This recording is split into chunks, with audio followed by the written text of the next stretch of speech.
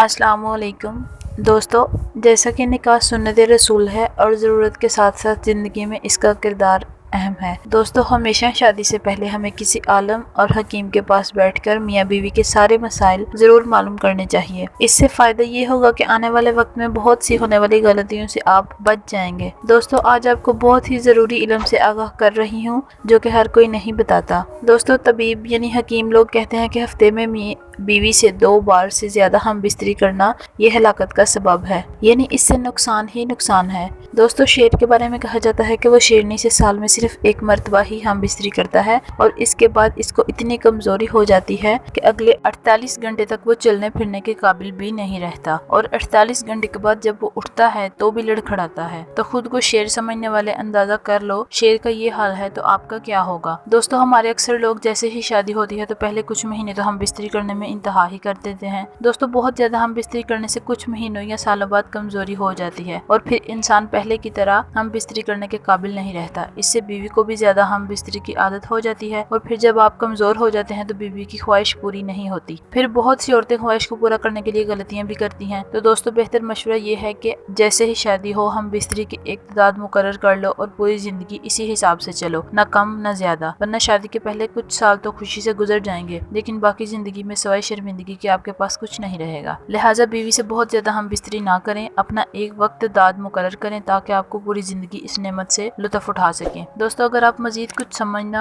या जानना चाहते हैं तो अपना सवाल कमेंट करें, आपको कमेंट या वीडियो के जरिए जवाब दे दिया जाएगा। और अगर आप चाहते हैं कि मेरी हर वीडियो सबसे पहले आपको मिले तो चैनल सब्सक्राइब करके घंटी के निशान को दबा दें ताकि आपको नई वीडियो की नोटिफिकेशन मिलती रहे। खुदा हाफिज।